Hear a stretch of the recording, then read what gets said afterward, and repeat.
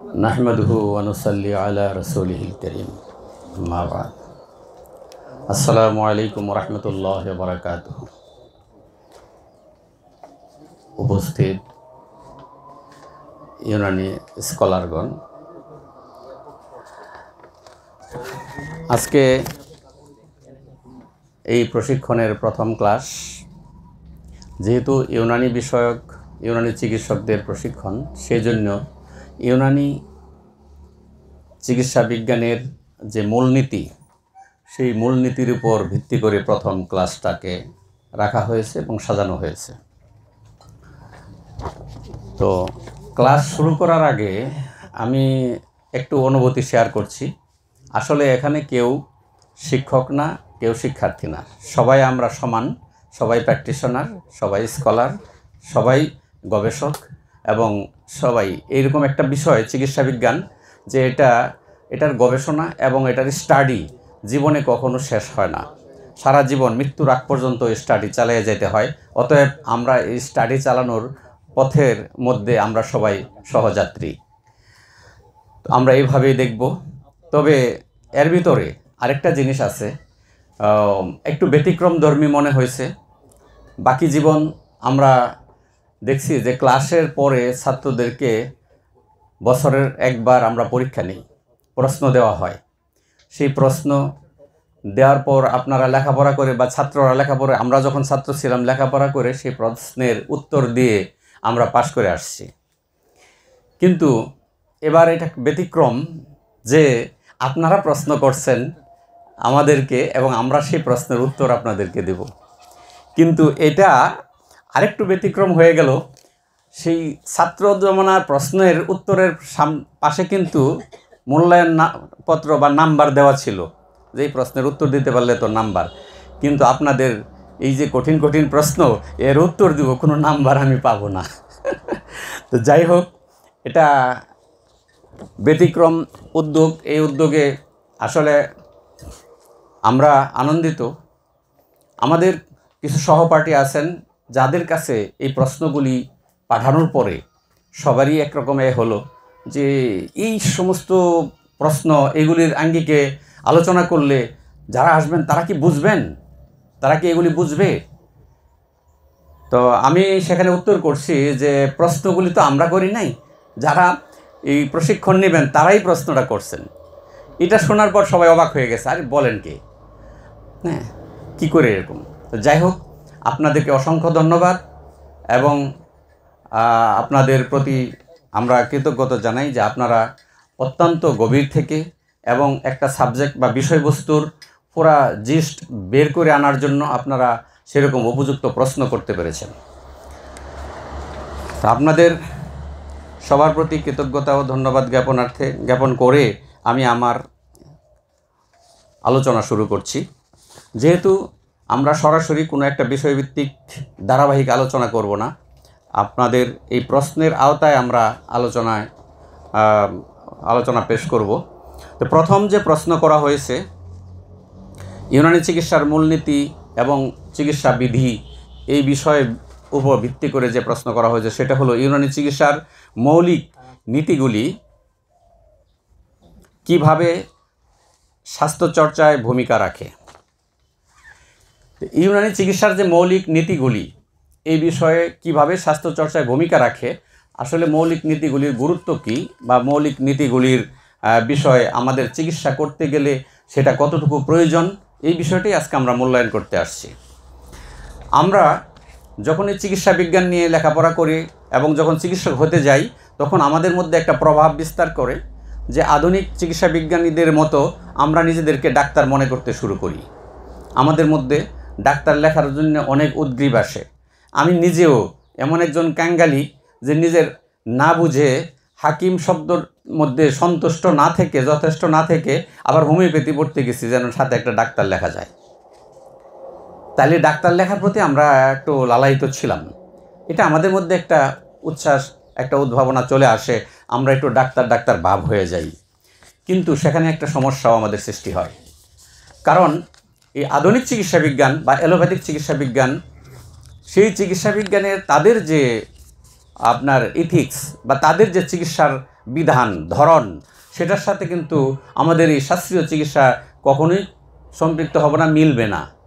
এই জন্যে মিলবে না যে তারা তো আপনার রোগ জানার পরে দেখার পরে রোগীকে তারা যে রোগীকে ডায়াগনোসিস করে এটা কিন্তু তাদের কোনো নিজস্ব উদ্ভব না।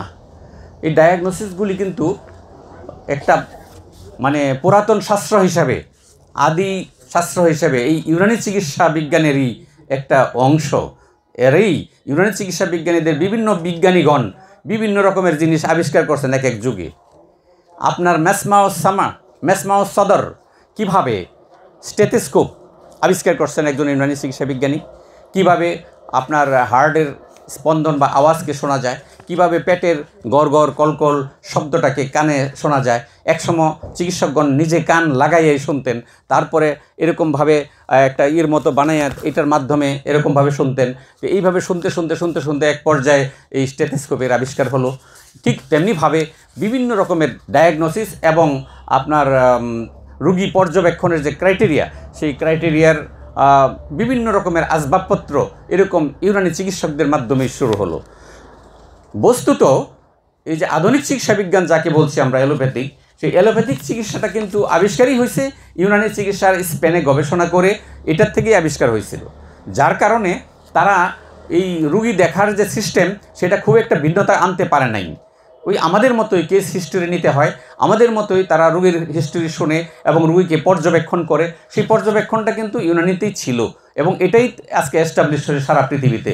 কিন্তু এই রোগী পর্যবেক্ষণ, রোগ ডায়াগনোসিসের পরে তারা যে চিকিৎসাটা দিবে সেই চিকিৎসা দেওয়ার ক্ষেত্রে এবার আমাদের মধ্যে পার্থক্য হয়ে গেছে। বিভিন্ন চিকিৎসা বিজ্ঞানের বিভিন্ন ইথিক্স আছে, বিভিন্ন বিধান আছে, সংবিধান আছে, তারা সেই বিধানের উপরে চলে চিকিৎসা দেয়। আজকের আধুনিক চিকিৎসা বিজ্ঞান তারা হলো উপসর্গের উপর ভিত্তি করে তারা চিকিৎসা দেন। রোগের উপসর্গ আমরা জানি, রোগ থেকে উপসর্গ বেশি জ্বালাময়ী হয়, বেশি কষ্ট দেয়। অনেক সময় অরিজিনাল বা সঠিক রোগটা যতটুকু কষ্ট পাওয়া যায় বা রোগটা কোথায় আছে সেটা জানাও যাচ্ছে না, কিন্তু উপসর্গর জন্য মানুষ পাগল হয়ে যায়। একজনের পেন বা ব্যথা হচ্ছে কেন? তার কথার কথা পেটে একটা ফোড়া হয়েছে, ভিতরে অভ্যন্তরে একটা ফোড়া হয়েছে বা টিউমার বড় হয়ে গেছে। হ্যাঁ, তখন এটার কারণে যদি ব্যথা হয় তো সেই লোকটা খালি শুধু বলবে আমার ব্যথার চিকিৎসা দেন, ডাক্তার সাহেব আমার ব্যথাটা ঠিক করে দেন। সে কিন্তু বলবে না যে আমার ফোড়াটা ফালাই দেন বা ফোড়াটাকে ঠিক করে দেন, বা সে কিন্তু জানে না তার রোগটা কোথায়, গোড়া কোথায়। জানলেও তার প্রতি তার কিন্তু বেশি একটা গুরুত্ব নাই। তার গুরুত্ব হলো তার যে উপসর্গ, তার যে ব্যথা আসছে, আগে ব্যথা ঠিক করে দেন। আর তার সাথে সাথে শরীরের গায়ে জ্বর আসছে, জ্বর আর একটা উপসর্গ, জ্বর আসছে, আমার জ্বরটা থামায় দিলে আমি ভাত খেতে পারবো, মানে জ্বরটা থামায় দেন। এগুলি কিন্তু থাকে রোগীদের একটা মানে চাওয়া। আর সেই রোগীদের উপস্থিত চাওয়ার উপর ভিত্তি করে অ্যালোপ্যাথিক চিকিৎসা বিজ্ঞান তাদের এথিক্সকে দাঁড় করানো হয়েছে যে তারা শুধু রোগীদের উপসর্গটাকে আগে দূর করার জন্য ব্যতিব্যস্ত হয়। সেই জন্য তারা কিভাবে জ্বর থামবে সেটার জন্য ব্যতিব্যস্ত, জ্বর থামাবে, এবং কিভাবে তার ব্যথা কমবে সেটা অ্যানালজেসিক মেডিসিন তখন তারা প্রেসক্রাইব করবে, জ্বর মানে ব্যথা থামানোর জন্য ব্যথা থামায়া দেবে। কিন্তু ব্যথা এবং জ্বর দুইটাই যেই কারণে হয়েছে, লিভার অ্যাবসেস ধরেন লিভারে একটা ফোড়া হয়েছে, সেটার কারণে হয়েছে, কিন্তু সেখানে কিন্তু তারা এখনও যায়নি এবং তাদের চিকিৎসা এখান থেকে শুরু, উপসর্গ থেকে শুরু, এবং অনেক সময় উপসর্গের মধ্যে সীমাবদ্ধ হয়ে থাকে। পরবর্তীতে যদি তারা ভালোভাবে ডায়াগনোস করতে পারে তাহলে রোগের মূলোৎপাটন ঘটানোর জন্য তারা এলাজ বিলিয়াদ বা সার্জারির শরণাপন্ন হয়।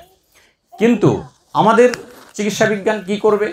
আমাদের চিকিৎসা বিজ্ঞান কিন্তু ওই উপসর্গের উপরে গুরুত্ব দিবে না। উপসর্গ ঠিকই দূর হবে, কিন্তু মূল চিকিৎসা করার জন্য তারা মূল রোগের মূলোৎপাটন ঘটানো আমাদের উদ্দেশ্য। যার কারণে ইউনানি চিকিৎসায়, আয়ুর্বেদিক চিকিৎসায় মূল থেকে রোগটা একেবারে চলে যায়। হ্যাঁ, রোগ আর থাকে না। এটা যে হবে, এটা যে আমরা দাবি করি, সেই দাবিটা তখনই সম্ভব হবে যখন আমরা আমাদের ইথিক্স এবং আমরা আমাদের বিধিবিধান অনুযায়ী আমাদের চিকিৎসাটা অ্যাপ্লাই করব। আমরা যদি সেই ডাক্তারদের মতো আমরাও একজন সাধু হয়ে গেলাম, ডাক্তার হয়ে গেলাম, আমরাও যদি পথে ঘাটে সেরকম অর্ধেক রাস্তার থেকে চিকিৎসা শুরু করি, তাহলে এই চিকিৎসায় কোনো দিন আমাদের শাস্ত্রীয় চিকিৎসার যে একটা সুনাম ছিল যে রোগটা একেবারে মূল থেকে চলে যাবে, সেইটা কখনোই সম্ভব হবে না। আজকে আমরা কিন্তু ওই আপনার মতো আর কি, মানে কি বলে যে এই ময়ূরের হাঁটা শিখতে গিয়া নিজের হাঁটাও ভুলে গেছি। হ্যাঁ, তো এরকম অবস্থা আর কি। তা আমরা যেন নিজেকে কখনো আধুনিক চিকিৎসক বা অ্যালোপ্যাথিক চিকিৎসকের মতো নিজেদেরকে না মনে করি। রোগীর চিকিৎসার জন্য আমরা যদি সফল চিকিৎসক হতে চাই, তাহলে আমরা যেন একজন হোমিও চিকিৎসকের মতো না মনে করি। কেন কথাটা বললাম? যে হোমিও চিকিৎসা একটা ইথিক্স নিয়ে চলে। তাদের ইথিক্সটা হলো যে রোগের যে লক্ষণ, তাদের আরেকটা নামই হলো লাক্ষণিক চিকিৎসা। হোমিও চিকিৎসার আরেকটা নাম কি? লাক্ষণিক চিকিৎসা, লক্ষণ ভিত্তিক চিকিৎসা।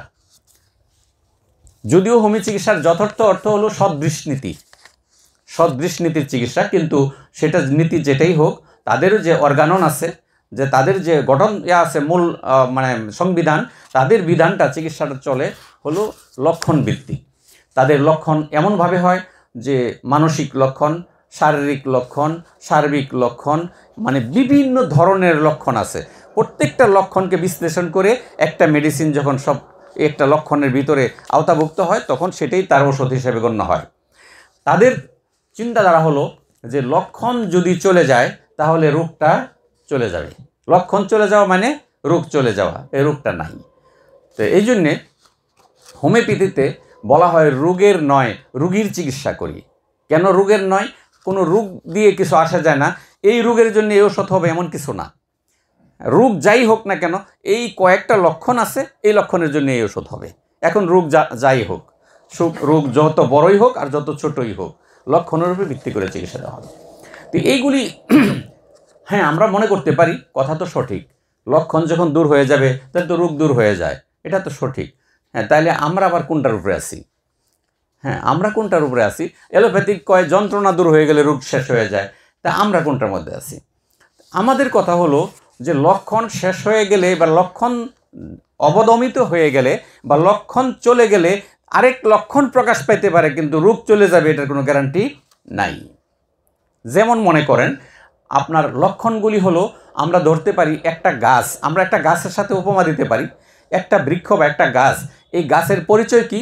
গাছের পাতা দিয়ে আমরা পরিচয় লাভ করতে পারি, গাছের ফুল দিয়ে, ফল দিয়ে আমরা চিনতে পারি যে এটা এই গাছ। পাতা, ফুল, ফল এইগুলি সবই কিন্তু আপনার লক্ষণ। কেউ যদি মনে করে এই গাছের সমস্ত পাতাগুলি ঝরে পড়ে যাক, গাছের পাতাগুলি ছিঁড়ে ফেলে দেব, তাহলে গাছ চলে যাবে, মরে যাবে। হ্যাঁ, এটা কোনো কোনো গাছ আছে যারা জলজ ভূমিতে হয়, এমন কিছু গাছ আছে যার পাতা ছেঁটা ফেলা দিলে গাছটা মরে যায়। এটা কিন্তু খুবই কম, বিরল, দুই একটা প্রজাতি আছে এরকম। বাকি অন্যান্য অধিকাংশ গাছেই আপনার পাতা, সমস্ত পাতা ঝরে পড়ে যাক বা আপনি ফেলে দেন, সেই গাছে আবার নতুন করে পাতা গজাবে, কিন্তু গাছটা মরে যাবে না। তাহলে কি হলো? গাছটা মরে যাবে না, তাহলে তো গাছটা থেকে গেল। আমরা একটা রোগকে একটা গাছের সাথে উপমা দিচ্ছি। রোগ হলো একটা গাছের মতো। এখন এই গাছটা তাহলে পাতাগুলি ফেলে দিলে যেমন গাছটা মরে যায় না, সমস্ত লক্ষণ দূর করে দিলে রোগটা শেষ হয়ে যায় না, চলে যায় না। এটা আবার নতুন করে অন্য রকমের পাতা জ্বালাবে, পাতা গজাবে। হয়তো বা পরের পাতাগুলি আপনার পরিচর্যার কারণে একটু ভিন্ন রকমের হবে, একটু বড় হবে বা ছোট হবে, কিন্তু পাতা গজাবে, আগের মতো না হোক। তাহলে এটা থেকে গেল। তাহলে হোমিওপ্যাথির মতে অনেক সময় রোগ এই লক্ষণের কারণে, লক্ষণ তিরোহিত হওয়ার কারণে বা লক্ষণ অবদমিত হওয়ার কারণে রোগ দমন হয়ে থাকে, রোগ স্থিরস্থায়ীভাবে বা স্থায়ীভাবে মূলোৎপাটন ঘটে না। এটা আমরা প্রমাণ করতে পারছি। কিন্তু যদি অ্যালোপ্যাথিক চিকিৎসার কথাটা বলি, পার্থক্যটা, এই মূলনীতি আলোচনা করার আগে এগুলি আলোচনা করতেছি এই জন্যে যে আপনারা মূলনীতিটা, গুরুত্বটা বোঝার জন্য। ঠিক আছে, সবার মধ্যে যে মনোভাব আসছে, লাগলে আপনারা চা খান। যাই হোক, আমি যেটা বলতে চাচ্ছিলাম যে মনে করেন অ্যালোপ্যাথিক চিকিৎসার জটিলতার উপরে আসে, যেরকম একটা গাছের মধ্যে শাখা প্রশাখা ছাড়ে, শাখা প্রশাখা জটিলতা। উপসর্গ হলো উপসর্গ, স্বর্গের উপরে আরেকটা উপ হয়। তো উপসর্গ হলো গাছের যে উপরে যে পরগাছাগুলি হয়, সেই পরগাছা একটা উপসর্গ। ঠিক এরকম একটা রোগের উপর ভিত্তি করে আরও রোগ সৃষ্টি হয়। সেই উপসর্গগুলিকে অনেক সময় আমাদের দেশে রোগ হিসেবে আখ্যায়িত করা হয়। অনেক সময় এরকম হয়, দেখা যাচ্ছে যে আপনার ওই যে জ্বর বলছি, জ্বরকে এই রোগ বলা হচ্ছে, কিন্তু জ্বর কিন্তু উপসর্গ। ঠিক তেমনিভাবে অনেক উপসর্গ আছে, সেই উপসর্গকে রোগ হিসেবে আখ্যায়িত করা হয়। অ্যালোপ্যাথিক চিকিৎসকগণ এটাই করে থাকেন। তাহলে উপসর্গ দূর হয়ে গেলে কি রোগ দূর হয়ে যায়? না, সেটা কোনো কোনো গাছ আছে যে গাছের ডালা কাটে দিলে গাছ মরে যায়, এটা খুব কম। কিন্তু ডালা কেটে দেওয়ার পর আবার ডালা গজাবে, কিন্তু গাছ থেকে যাবে বা গোড়া থেকে আবার উঠবে। তাহলে বোঝা গেল যে ডালা কেটে দিলেও গাছ যাচ্ছে না, তার মানে উপসর্গ দূর করে দিলেও, উপসর্গ কেটে ফেলে দিলেও রোগ যাচ্ছে না। তাহলে রোগ একটা জিনিস রয়ে গেল ভিতরে। আমি রোগকে যদি গাছের সাথে উপমা দিই, তাহলে আসলে গাছটা তখনই মরবে, কেউ যদি গাছটাকে সমূলে ধ্বংস করতে চান তাহলে গাছের মূল থেকে, শিকড় থেকে, অনেক সময় গাছ গোড়া থেকে কেটে ফেললেও কিন্তু নিচের থেকে আরেকটা, ওই যে মূল থেকে যায়, শিকড় থেকে যায়, আবার একটা উঠে যায়, গাছের আরেকটা চারা উঠে যায়। তাহলে কি করতে হবে? পুরা শিকড় জড় থেকে উঠে ফেলে দিতে হবে। আপনি যদি গাছের সমস্ত মূল উঠে ফেলে দিতে পারেন, শিকড় থেকে উঠে ফেলতে পারেন, এই গাছ আর বাঁচার সম্ভাবনা নাই, এটা মরে যাবে। তো কিছু গাছ যদিও থাকে যে মানে রাস্তায় ফেলে রাখলো, সেটা আবার শিকড় ছেড়ে আবার সেটা জেতা হয়ে যায়, এরকম অনেক দুই একটা গাছ আছে বিরল, সেটার সাথে কোনো সম্পর্ক নাই। কিন্তু গাছের অধিকাংশ বিষয়ে তার মূল উঠে ফেললে, উপড়ে ফেললে সেই গাছ মরে যায়, সেই গাছ আর টিকতে পারে না। ঠিক তেমনিভাবে গাছ আর গাছের শিকড় কিন্তু এক জিনিস না। শিকড়ের উপর ভর করে বা শিকড়ের মাধ্যমে এই গাছটা জীবিত হয়, বা শিকড়ের মাধ্যমে গাছটা হয়েছে, গাছের অস্তিত্ব লাভ করছে। গাছের অস্তিত্ব নির্ভর করে শিকড়ের উপরে, সেই জন্য শিকড় উপরে ফেলে তার অস্তিত্ব থাকে না। ঠিক তেমনিভাবে রোগের অস্তিত্ব নির্ভর করে রোগের কারণের উপরে, যেটা ইউনানি পরিভাষায় আমরা আসবাব বলে থাকি। আসবাব, রোগের কারণ, কজেস। রোগের যে মূল কজেসগুলি আছে, রোগের যে মূল কারণগুলি আছে, সেই কারণগুলি যদি দূর করে দেওয়া যায় তাহলে রোগ থাকবে এমন কোনো শব্দ আর কখনো কোথাও নেই। রোগের কারণ দূর হয়ে গেলে রোগ আর কোথাও থাকতে পারে না, সেই রোগ মূলোৎপাটনই হয়। তাহলে আমরা সেই চিকিৎসক যারা রোগের কারণকে, গাছের মূলকে উপড়ে ফেলে দিই, রোগের কারণকে চিহ্নিত করে সেই কারণটাকে আমরা দূর করে দিই। এখন আসুন, সেই কারণটা দূর করার জন্য আমাদের কিছু ইথিক্স আছে, আমাদের কিছু নিয়ম আছে। সেই নিয়মগুলিই হলো আমাদের যে যারা চিকিৎসা বিজ্ঞানের আমাদের পূর্বপুরুষ যারা ছিলেন, সেই হিপোক্রেটিস, হাকিম বুকরাত, হাকিম সুকরাত, জালিনোস, তাদের থেকে, এবং পরবর্তীতে চিকিৎসা বিজ্ঞানের রাজপুত্র ইবনে সিনা, সেই ইবনে সিনার আল কানুন নামক গ্রন্থের আলোকে তিনি যে সমস্ত আলোচনা করেছেন যে এই ইউনানি চিকিৎসাটা, এই চিকিৎসা বিজ্ঞানটা পরিচালিত হবে এই ভাবের উপরে, এই ইথিক্সের উপরে, সেই বিষয়টাই হলো আমাদের মূলনীতি, সেই বিষয়টাই হলো আমাদের চিকিৎসা বিজ্ঞানের মূলনীতি।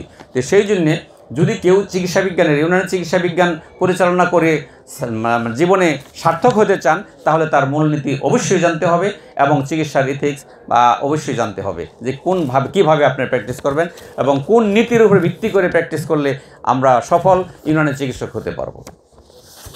যে আমরা আসলে সবাই এটা ফার্স্ট ইয়ারে, সেকেন্ড ইয়ারে আপনারা পড়ছেন, মূলনীতি পড়ে আসছেন। সেই গতানুগতিক পড়ার সাথে আমি আলোচনা করতে যাচ্ছি না, যদিও সেটাও আমরা বলবো অনেকে ভুলে গেছি, কিন্তু ওইটা পড়ছি পড়ার জন্য এবং পরীক্ষা দেওয়ার জন্য। কিন্তু ওই মূলনীতি যে আমাদের প্র্যাকটিস লাইফে কাজে লাগবে, সেই বিষয়টা তখন আমরা সেইভাবে রিয়েলাইজ করতে পারি নাই। আজকে আমরা সেটাই বলবো যে যে বিষয়টার উপরে আপনারা লেখাপড়া করে পাশ করে আসছেন, হ্যাঁ, যে বিষয়টা আপনারা পড়ে আসছিলেন এবং তখন মনে হয়েছিল ফাও এগুলি দিয়ে বোঝা চাপাই দিয়েছে, এগুলি পড়ে কী হবে। আজকে সেই বিষয়টাই আমাদের বাস্তব জীবনে প্র্যাকটিক্যাল আমাদের প্রয়োগে আসবে, সেই বিষয়টাই আমরা সামঞ্জস্য তৈরি করে দেওয়ার জন্য ওই বিষয়গুলির আবার আপনাদের সামনে আলোচনায় আনছি। দেখেন, এই আপনার প্রথমত মানব দেহের মধ্যে যে রোগের আক্রমণ ঘটবে, প্রথমত দেহ সম্পর্কে আমাদের ধারণা থাকতে হবে। এই দেহটা কিন্তু এটা আমরা কোনো নিজেরা তৈরি করি নাই। নিজেরা তৈরি করলে এটার মধ্যে অনেক কেমিক্যাল দেওয়া থাকতো বা এটা কেমিক্যাল কম বেশি হতো। যেহেতু আল্লাহ রাব্বুল আলামিনের তৈরি এবং এটা আমরা প্রাকৃতিকভাবে এইটা গঠন হয়েছে, অতএব এই দেহের প্রাকৃতিক গঠন বিষয় নিয়ে আমাদের ভালোভাবে জানতে হবে। প্রাকৃতিক বিষয়গুলি ভালোভাবে জানতে হবে, যেগুলিকে আপনারা পড়ে আসেন ওমরে তবিয়া। আমাদের এই ওমরে তবিয়া থেকে বা প্রাকৃতিক বিষয়াদি থেকে ইউনানি চিকিৎসা বিজ্ঞানের মূলনীতির শুরু। আগে আমরা প্রাকৃতিক বিষয়গুলিকে জানছি, এখন যে ওমরে তবিয়া বা প্রাকৃতিক বিষয়ের মধ্যে আমরা কোথা থেকে আমাদের আলোচনা শুরু করছি। আর আধুনিক চিকিৎসা বিজ্ঞানও কিন্তু আমাদের দেহের গঠনের একক থেকে তারাও চিকিৎসার আলোচনা শুরু করছে। যেরকম আপনার অ্যানাটমি এবং ফিজিওলজি না পড়ে কেউ ডাক্তার হতে পারবে কোনো চিকিৎসক হতে? পৃথিবীর কোনো চিকিৎসা বিজ্ঞান নাই যে চিকিৎসা বিজ্ঞানের শরীরতত্ত্ব বা শরীর সম্পর্কে ধারণা বা জ্ঞান থাকবে না, এটা পাঠ্যপুস্তক থাকবে না, এটা হইতেই পারে না।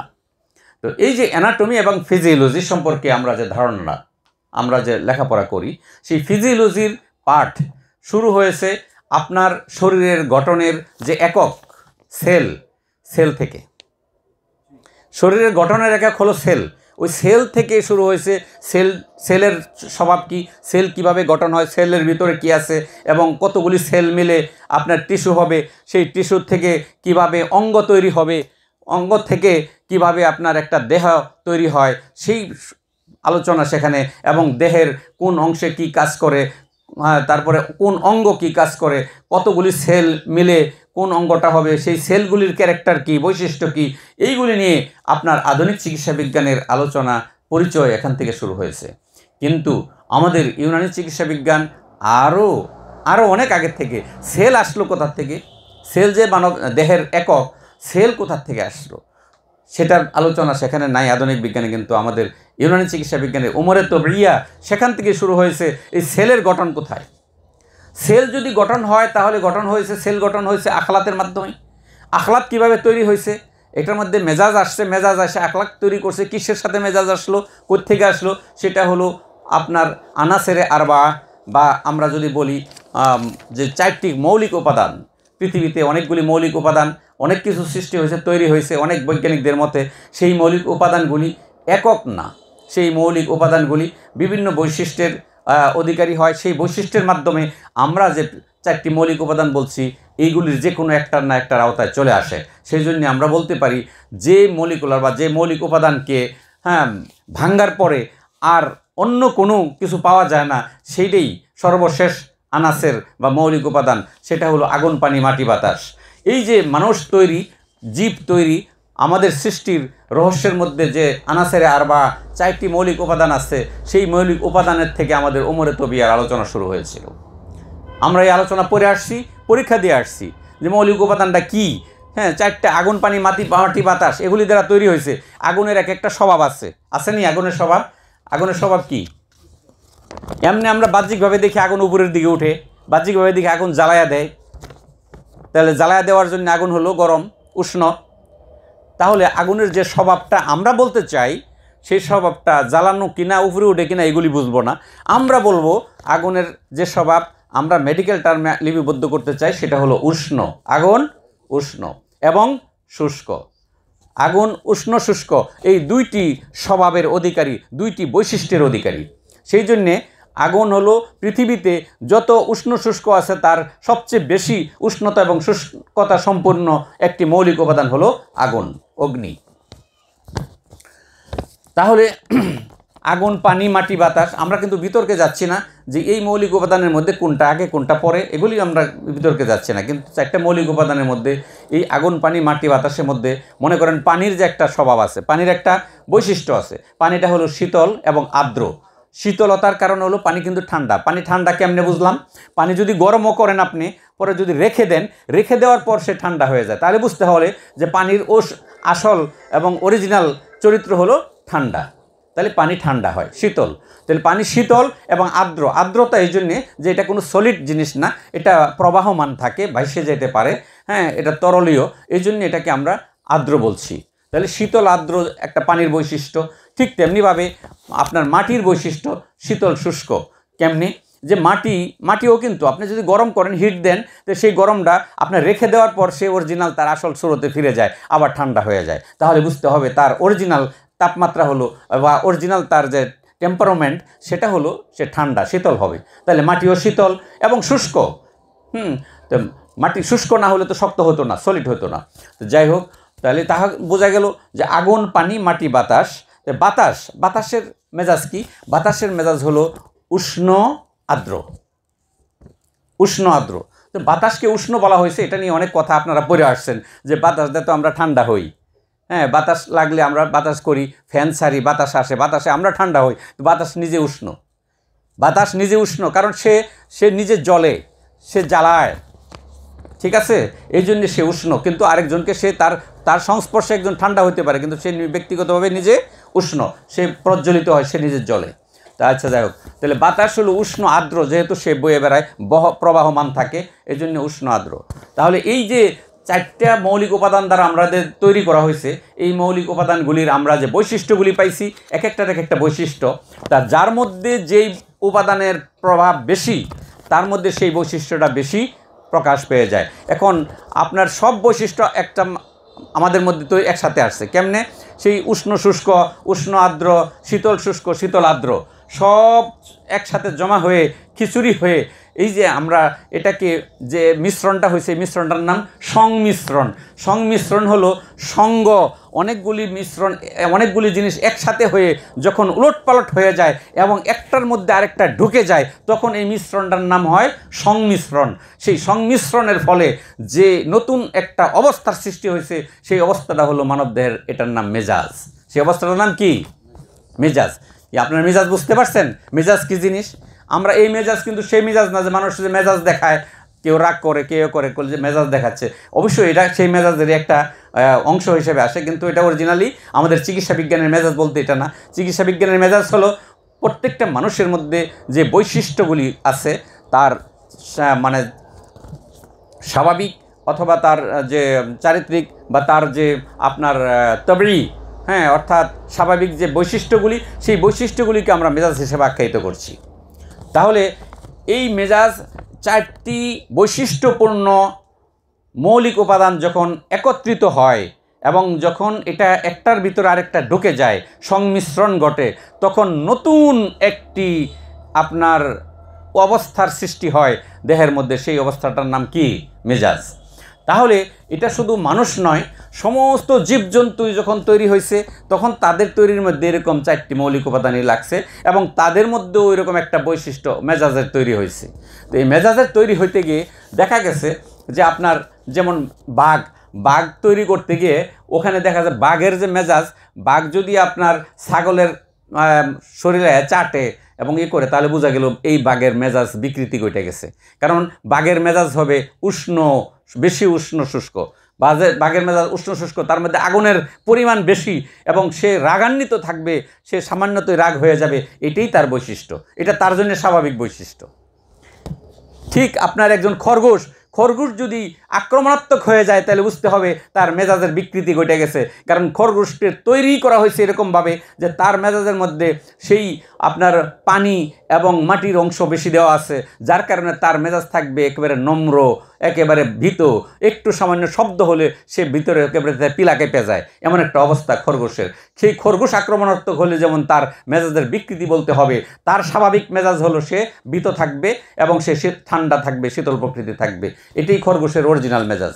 তাহলে ঠিক এরকমভাবে সারা পৃথিবীর যত প্রাণী আছে, সবগুলি প্রাণীকে আল্লাহ রাব্বুল আলামিন সৃষ্টি করেছেন। যেই প্রাণীর মধ্যে যেই মৌলিক উপাদানের অংশ বেশি পড়েছে, সেই মৌলিক উপাদানের উপর ভিত্তি করে তার মধ্যে সেই মেজাজের বহিঃপ্রকাশ বেশি ঘটছে।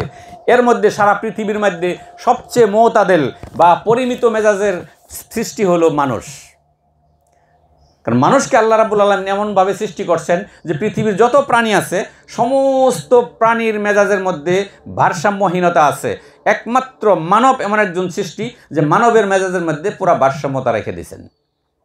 এই আর্দ্রতা, শুষ্কতা, রাগ, গুসা, ঠান্ডা এবং হাসি খুশি সমস্ত কিছু এটা একটা মুতাদিল পর্যায়ে, একটা পরিমিত পর্যায়ে মানুষের দেহে থাকে। এই জন্যে সারা পৃথিবীর মধ্যে মানুষ হলো সৃষ্টির মধ্যে সবচেয়ে পরিমিত মেজাজের জীব। তো আমরা কি মেজাজটা বুঝতে পারলাম? তাহলে এই যে মেজাজ, এখন তার কথা অনুযায়ী একটা জিনিস বুঝে আসছে এখানে, যে এই মেজাজ কিন্তু আপনার বিভিন্ন অঞ্চলের উপর ভিত্তি করে, ভৌগোলিক অবস্থার উপর ভিত্তি করে মেজাজের তারতম্য ঘটে। ঠিক তেমনিভাবে আপনার দেশের একই জায়গায় আছেন, কিন্তু সিজন যখন চেঞ্জ হয়, এই সিজনের উপর ভিত্তি করে আবহাওয়াগত কারণে মেজাজের তারতম্য ঘটে মানুষের মধ্যে।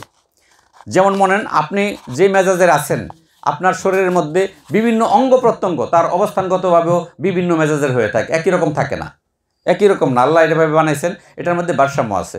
আপনার হার্ট, হৃৎপিণ্ড উষ্ণ মেজাজের, শরীরের অঙ্গের ভিতরে আপনার লিভার উষ্ণ মেজাজের, কারণ এগুলি উষ্ণতা সৃষ্টি করে, এখানে তাপ সৃষ্টি হয়, তাপ সঞ্চয় হয় এবং সৃষ্টি হয় এবং তাপ বিতরণ হয় হার্ট থেকে। এজন্য হার্ট সবচেয়ে উষ্ণ মেজাজের, কিন্তু ব্রেন শীতল মেজাজের।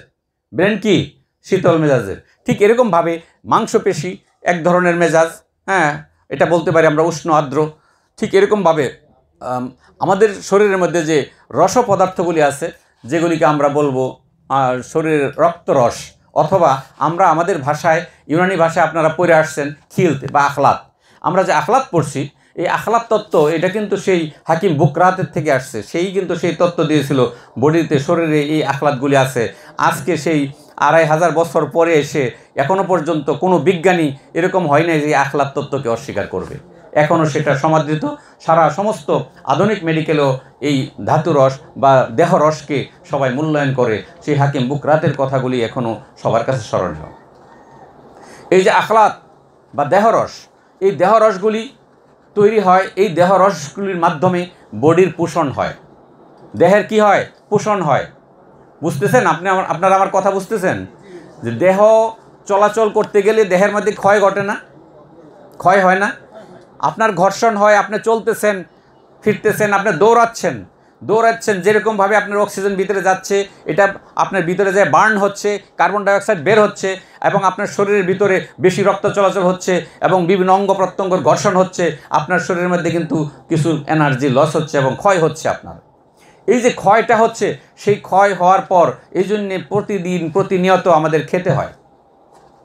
খাইলে খাবারের মাধ্যমে সেই পুষ্টি এবং বিভিন্ন উপাদানের মাধ্যমে আমাদের যে ক্ষয়গুলি, বডির চলাচলের মাধ্যমে যে ক্ষয় হয়, বডির ক্ষয়টা আবার মেরামত হয়, আবার পূরণ হয়, ক্ষয় পূরণ হয়, মেরামত হয়। সেই জন্য আজকে আমরা টিকে আছি, চলতে পারতেছি। এত বছরকে বছর আমরা চলতেছি, আমরা কাজও করতেছি, কাজ থেকে বিরত না, আমরা সব কাজ করতেছি, অথচ এর ভিতরে আমরা আবার সঠিক আছি, সুস্থ আছি, চলতে পারছি। কারণ বডিতে এই ক্ষয় পূরণের জন্যে, মেরামতের জন্যে যে সমস্ত জিনিসগুলি দরকার, সেগুলি আমরা গ্রহণ করছি আহার হিসাবে। এগুলি প্রত্যেকটা জীবজন্তু গ্রহণ করে থাকে। এই হিসাবে আমাদের মধ্যে আপনারা জানেন যে আপনারা পড়ে আসছিলেন যে মূলনীতিতে উমরে তবিয়া কয়টা? আচ্ছা, সেই উমরে তবিয়ার মধ্যে প্রথম ছিল আনাসের আরবা, আনাসের, তারপরে মেজাজ আমজেজা, তারপরে ছিল আখলাত। আখলাতের পরে কি? আজা। আজার পরে কি? আরওয়াহ। এই যে আরওয়াহ পড়ছিলেন, রুহ, এখানে কিন্তু একটা জিনিস এখানে প্রসঙ্গক্রমে আসছে, জন্য বলছি। রুহ বা প্রাণবায়ু, এই প্রাণবায়ুটা কি? এটা কিন্তু আপনার যদি বলেন যে কোরআনে প্রাণ সম্পর্কে জিজ্ঞেস করা হয়েছে, যে আল্লাহ রাব্বুল আলামিন বলছেন ওয়াস আলুনাকা আনির রূহ কুলির রূহ মিন আমরি রব্বি। হে রাসূল, আপনার কাছে ইহুদি পাদ্রীরা এসে জিজ্ঞেস করবে রূহ কী জিনিস, আপনি তাদেরকে বলে দেন যে রূহ হলো আল্লাহর একটি রহস্যময় বা আল্লাহর একটি নিজস্ব বিষয়। রূহ, উনি বলতে চাচ্ছেন যে আল্লাহর হুকুম। হ্যাঁ, এটাই বলে সবাই, হুকুম। কিন্তু আমর মিন আমরি রব্বি, আমর শব্দটা তো সবসময় হুকুম হবে এমনটা নয়, বিষয়। আমর শব্দের একটা বিষয় হলো বিষয়, এটা আল্লাহর একটা বিষয়, রূহ। আচ্ছা, তো এই যে রূহ, ওই রূহ, যে রূহ নাকি আল্লাহর কাছ থেকে আসছে, আবার যে রূহ আল্লাহর কাছে চলে যাবে, ওই রূহ কিন্তু চিকিৎসা বিজ্ঞানের প্রাণবায়ু হিসাবে এখানে বলা হয় নাই, ওই রূহকে এখানে বোঝানো হয় নাই। চিকিৎসা বিজ্ঞানে যে আরওয়াহ বা রূহ বলা হয়েছে, সেই প্রাণবায়ু হলো ওই প্রাণবায়ু যেটা রক্তরসের সাথে মিশ্রিত হয়ে আপনার শরীরকে সতেজ রাখে, এবং আল্লাহর পক্ষের থেকে যে হাইওয়ানি রূহ আসছে, সেই রূহকে সে বহন করে সারা বডিতে পৌঁছায়া দেয়। যেই এটাকে রূহে সাইলানি বলা হয়, সেই তরলীয় প্রাণবায়ু, এটা হলো আমাদের চিকিৎসা বিজ্ঞানের রূহ হিসেবে উল্লেখযোগ্য বা উদ্দেশ্য। এটা এই জন্যে, যদি ওই প্রাণবায়ু আমাদের এই রূহের সাথে সম্পর্ক থাকতো, তাহলে ওই রূহ তো ক্ষয় হওয়ার কথা না, ক্ষয় হওয়ার কথা, ওই রূহ তো একরকমই থাকবে। তাহলে আমরা খাবার খাইলে রূহ সতেজ হয়, খাবার না খাইলে রূহ নিস্তেজ হয়। এটা কোন রূহ?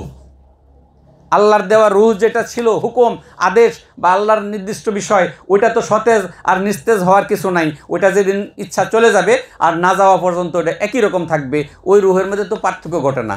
ওই রূহ কি ধ্বংস হয় কোনো দিন? ধ্বংস হয় না। কাজেই চিকিৎসা বিজ্ঞানে ওই রূহ নিয়ে আমাদের উদ্দেশ্য না, ওইটার আলোচনা আমাদের চিকিৎসা বিজ্ঞানে না।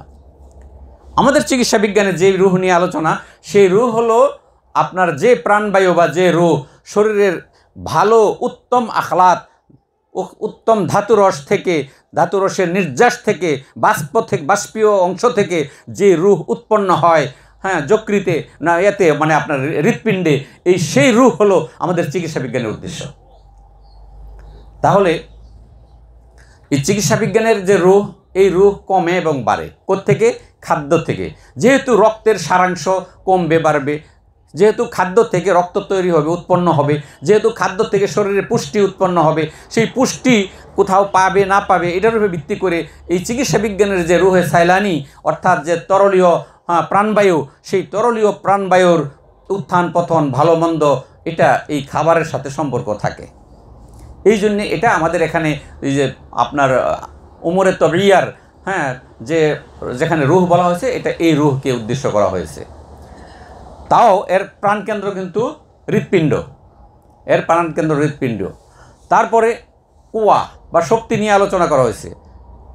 কোয়া বা শক্তি, আমরা এই যে কিছুক্ষণ আগে যেটা বললাম যে আখলাদ দ্বারা, খিলত দ্বারা, খিলত কীভাবে তৈরি হয়েছে একটু শর্টকাটে বলে ফেলি, এটা আপনারা শুধু আপনাদেরকে একটু করে দিচ্ছি, মনে করে দিচ্ছি।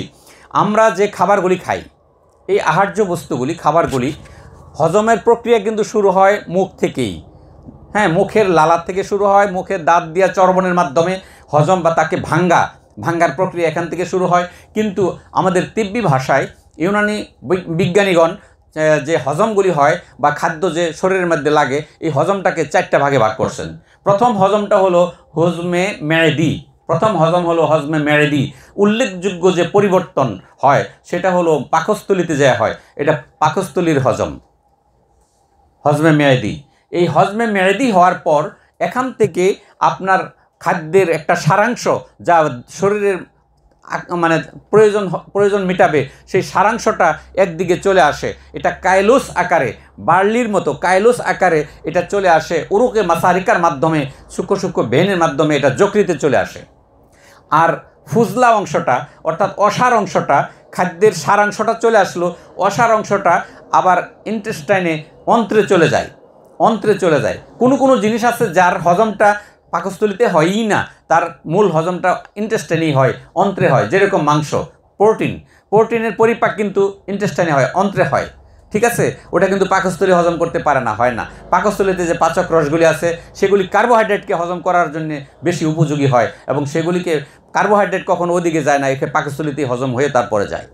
যাদের পাকস্থলীতে কার্বোহাইড্রেট যেরকম রুটি ভাত এগুলি খাওয়ার পর পাকস্থলীতে বেশি সময় অবস্থান করে না, যাদের পাকস্থলী সেন্সিটিভ হয়ে যায় বা যাদের পাকস্থলীর সেন্সিটিভিটি এরকমভাবে বেড়ে যায় যে যেটাকে আমরা গ্যাস্ট্রিল জিও বলতে পারি, হ্যাঁ, বা গ্যাস্ট্রিক সেন্সিটিভিটি, যার কারণে তার খাদ্যের অংশকে পাকস্থলীর থেকে গড়গড় করে মানে যে সময়টা থাকার কথা সে সময়টা পায় না, চলে যায় ইন্টেস্টাইনে। তার খাদ্য অপরিপক্ক অবস্থায় দেখবেন বা পায়খানার সাথে বের হয়ে যায়, ঠিক মতন পরিপাক হয় না, তার সারাংশ বডিতে থাকে না। খায় তো বেচারা ভালো, কিন্তু তার শরীরে লাগে না। আরে লাগবে কীভাবে? সে যে খায় তার খাদ্যের অংশগুলি সেইভাবে যতটুক সময় পর্যন্ত পাকস্থলীতে থাকার কথা সে ততটুক সময় থাকে না। এটার একটা কারণ হলো, আমরা সামনে আলোচনা করব লাইফস্টাইল নিয়ে, লাইফস্টাইলের সাথে সম্পর্ক রয়েছে। আমরা খাই, আহার করি, আহার করার পর আমাদের কি করা কর্তব্য এবং কিভাবে আমাদের থাকা কর্তব্য, কতটুকু আহার করা কর্তব্য, এবং সেটা করার পরে পাকস্থলীতে কতক্ষণ সেই খাদ্যটা থাকবে, থাকার পর সেই খাদ্যটা পাচক রসের সাহায্যে পাকস্থলীতে তার হজম হবে কার্বোহাইড্রেটগুলি। আর এই যে মাছ মাংস বলছি প্রোটিন, সেটা তো আসলে পাকস্থলীতে হজম হয় না।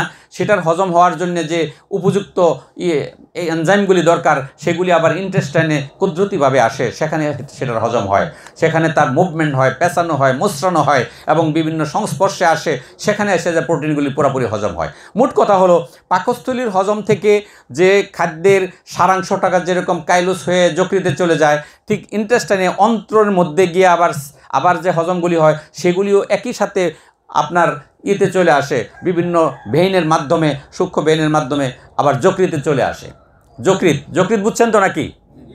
লিভার, কলিজা, কাবেদ, জিগার, তো এই যে জিগার বা লিভার বা কাবেদ যকৃতে চলে আসে। এই যকৃতে চলে আসার পর দ্বিতীয় আরেকটা পরিবর্তন ঘটে। যকৃতে কি কোনো অসার পদার্থ আসছে? না, সবগুলি কিন্তু সার পদার্থ আসছে, খাদ্যের মূল অংশগুলি আসছে। খাদ্যের অসার পদার্থগুলি কিন্তু ইন্টেস্টাইন হয়ে সেটা আস্তে আস্তে মলদ্বারের দিকে চলে গেছে, মলাশয়ের দিকে চলে গেছে। মলাশয়ের কাছে যায় জমে থাকবে, যখন ব্যাগ হবে ওটা পায়খানা হয়ে বেরিয়ে যাবে বডি থেকে, ওটা আর কোনো কাজে লাগবে না। কিন্তু এর সার অংশগুলো সব কিন্তু যকৃতে চলে আসছে। এই যে যকৃতে চলে আসা দ্বিতীয়বার আবার একটা পরিবর্তন ঘটছে, এটাকে বলা হয় হজমে কাবেদী। এটাকে বলা হয় কি? হজমে কাবেদী, অর্থাৎ যাকৃতিক পরিপাক। হ্যাঁ, এটা যকৃতে আসা দ্বিতীয় পরিপাক হয়। এই পরিপাকটাকে আধুনিক চিকিৎসা বিজ্ঞানে এটাকে মেটাবলিজম বলেও আখ্যায়িত করা হয়। তো এই যে যকৃতে যে দ্বিতীয় পরিপাক হয়, এই দ্বিতীয় পরিপাকের মাধ্যমে ওই যে কাইলুস আকারে খাবারের সারাংশটা আসছিল, সেটা আর কাইলুস থাকে না, সেটার আকার চেঞ্জ হয়, আকৃতি চেঞ্জ হয়। তার মধ্যে দেখা যায় একটু লাল ভাব আসে এবং কিছু হলুদ ভাব আসে এবং কিছু কালচে ভাব আসে, কিছু সাদা ভাব আসে। এর মধ্যে বিভিন্ন রকমের কালার উৎপন্ন হয়। সেখানে যে যকৃতে যখন দ্বিতীয় পরিপাকের মাধ্যমে উৎপন্ন হয়, উৎপন্ন হওয়ার উপরের যে ভাসে হলুদ হলুদ ভাব, সেই অংশটাকে আমরা পিত্ত বলে থাকি, যেটাকে সফরা বলি আমাদের ভাষায়, সফরা, পিত্ত। এবং যে লাল তরলীয় অংশটা আসে এবং সেটাকে আমরা রক্ত বলি, সেটা আরও রঞ্জিত হয়, আরও লাল হয় যখন ফুসফুসের সংস্পর্শে, যখন অক্সিজেন সংস্পর্শে আসে, তখন সেটার আরও রক্তিম আকার এই ধারণ করে, অরিজিনাল কালারটা আসে। যকৃত থেকে যে সাদা অংশগুলি যায়, কিছু কিছু সাদা সাদা, ওইটা হলো বলগম। বলগম হলো অপরিপক্ক রক্ত, রক্তের এমন একটা প্রকার যেটা এখনও পুরা রক্তে রূপান্তর হতে পারে নাই, এর আগের স্টেজ, সেটাই বলগম। এই অপরিপক্ক রক্ত অবস্থায় সেই বলগমের একটা অংশ থাকে, যেটাকে কফ বলি, শ্লেষ্মা বলি। হ্যাঁ, ঠিক আরেকটা আমরা অংশ হয়, সেটা একবার তলানির মতো নিচে জমে থাকে, কালচে হয়, ভারী হয়, সেটাকে আমরা অম্ল বলে থাকি। হ্যাঁ, সেই অম্ল। তাহলে রক্ত, পিত্ত, তারপরে কফ এবং অম্ল, এই চারটা ধাতুরস তৈরি হয় কোথায়? যকৃতে। তো এই যে যকৃতে যে তৈরি হচ্ছে, কিসের দ্বারা তৈরি হচ্ছে? খাবারের দ্বারা। আমরা যে খাদ্য গ্রহণ করছি, সেই খাদ্যের সারাংশ থেকে যকৃতে দ্বিতীয় পাকের মাধ্যমে এই আখলাতগুলি তৈরি হয়েছে। এই আখলাতগুলি আবার যখন রক্ত হয়ে, রক্তের সাথে কিন্তু একটা নির্দিষ্ট পরিমাণে মিশে আছে, এটা আল্লাহর একটা কুদরত। যেমন পিত্ত বা সফরা রক্তের মধ্যে এমন একটা পার্সেন্টেজে থাকে যে এর চেয়ে যদি বেশি হয়ে যায় তাহলে আবার রক্তের মেজাজ নষ্ট করে দেয়, তাহলে রক্ত বেশি চলমান হয়ে যায়, রক্ত বেশি গরম হয়ে যায়, উষ্ণ হয়ে যায়, তখন শরীর জন্ডিস হয়ে যায়, ঠিক না? পিত্তের অংশ রক্তের মধ্যে যদি পরিমাণে কমে যায় তাহলে রক্ত জমাট বেঁধে যায়, রক্ত বিভিন্ন জায়গায় থ্রম্বাস সৃষ্টি হয়, অনেক অসুবিধা হয়, রক্ত আপনার বেশি ঘন হয়ে যায়। তাহলে পিত্তের একটা নির্দিষ্ট পরিমাণে ব্লাডের সাথে থাকে বিদায় রক্ত এরকম মোতাদেল প্রকৃতির থাকে, পরিমিত প্রকৃতির থাকে, সে দৌড়াইতেও পারে, আবার সে সময় মতো সব কিছু কাজ করতে পারে। এটার সাথে পিত্ত মিলে থাকে, এটার মধ্যে অম্লেরও একটা অংশ মিলে থাকে, এটার মধ্যে বলগম বা কফেরও একটা অংশ রক্তের সাথে মিলে থাকে। এইগুলি যখন প্রয়োজন হয় এবং শরীরের ভিতরে বিভিন্ন অঙ্গ প্রত্যঙ্গ তৈরি হয়েছে, আমরা আগেই বলছিলাম যে এই আখলাত দ্বারা অঙ্গ তৈরি হয়েছে, সেল তৈরি হয়েছে, সেল দ্বারা